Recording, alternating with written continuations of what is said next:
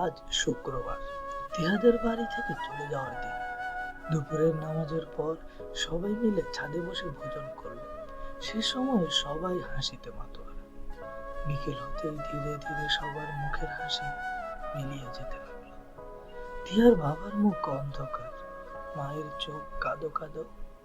বোন মুখ ঘুরিয়ে নেয় শুধু, নিজের মন খারাপ বুঝতে দিতে চায় না বোনকে।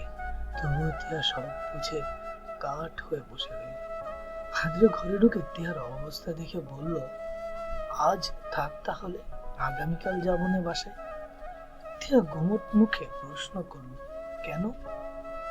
আদ্র বলল, এই যে তুমি এভাবে মুখ আধার করে রেখেছ, তাই মন খারাপ দেখতে ইচ্ছে করবে না বাসায় গিয়ে। টিয়া বলল, কাল গেলেও তো মন খারাপ হবে, তখন কি পরশু যাবেন?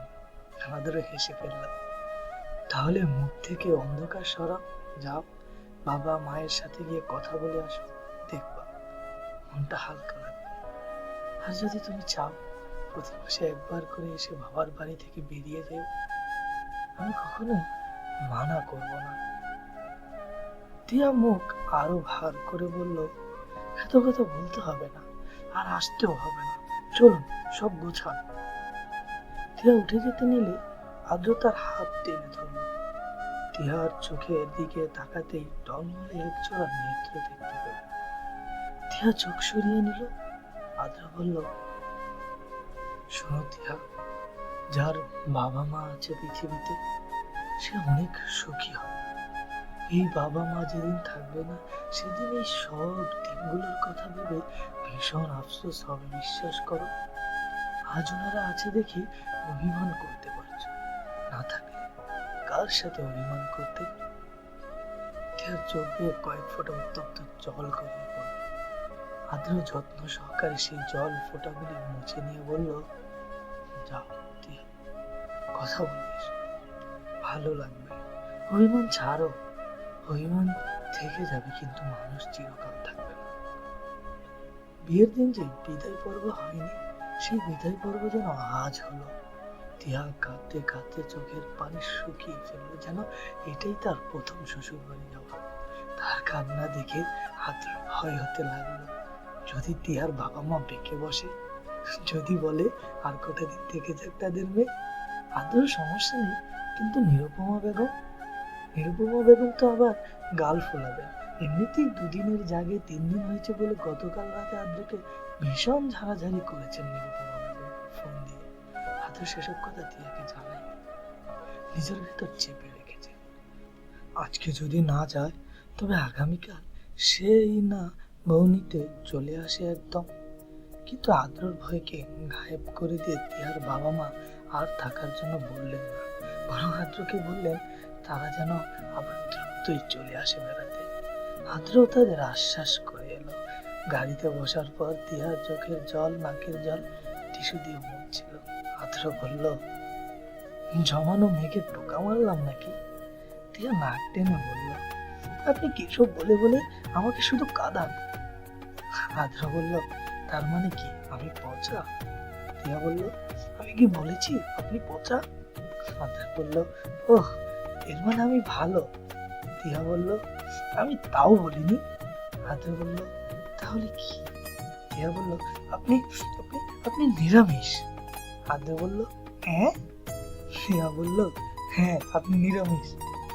টিয়ার কান্না থেমেছে, ঠোঁটের কোণে মিষ্টি হাসি। আদ্র অপলক তাকিয়ে রইল সেকেন্ড করে, তারপর চোখ সরিয়ে নিল। বউটা তাই ধীরে সুস্থে দেখা যায়, দেখা দেখি এত তাড়া তো নেই। হাসান খান আদুরে বসে থাকা মেয়েটিকে একবার আগাগোড়া কঠোর চোখে পরখ করে নিলেন। মালতী মাথা নিচু করে বসে রয়েছে। আজ 2 দিন যাবৎ অন্য কোনো কিছুই মুখে তুলছে না। তাকে পাওয়া গেছে একটা সমিলের পাশে আবর্জনার স্তূপে। সেখান থেকে তুলে আনার পর থেকে এই অবস্থা। মাথা ফাটিয়ে এমনিতেই অনেক রক্ত খুইয়েছে, এখন যদি এভাবেই না খেয়ে থাকে তাহলে বেঁচে থাকার আশঙ্কা নেই। ডাক্তাররা সাফ জানিয়ে দিয়েছে। খবর পেয়ে হাসান খান দ্বিতীয়বারের মতো ছেলেকে দেখতে ছুটে এসেছে। প্রথমবার এসেছিলেন ওকে উদ্ধার করতে ওই ট্রেন থেকে, হাসান খানকে দেখে অনিন্দ চোখ মুখ শক্ত করে ফেলল, কোনো কথা না বলে মুখ একদিকে ঘুরিয়ে রাখলো। তা দেখে হাসান খান জেদ আরো বাড়লো। তিনি উঁচু গলায় বললেন, আমার দিকে তাকাও অনিন্দ, তুমি এসব কি শুরু করেছো?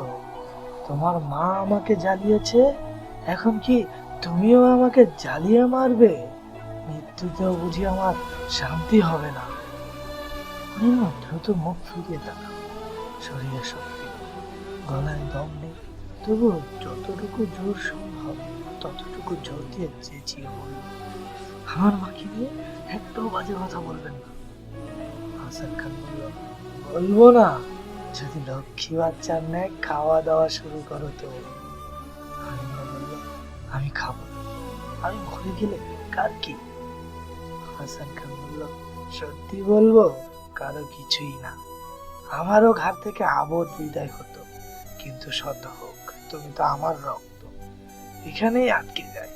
এখন শোনো, তোমার জন্য একটা গুড নিউজ আছে আর একটা ব্যাড নিউজ আছে, কোনটা আগে শুনবে? অনিন্দ সে কথা জবাব দিল না। হাসান খান মুচকি হেসে বললেন, ব্যাড নিউজটাই আগে শোনো। ওই যে মেয়েটা, কি যেন নাম তার, তিহা, আগামীকাল সে হানিমুনের উদ্দেশ্যে যাত্রা করবে তার আদরের স্বামীর সঙ্গে।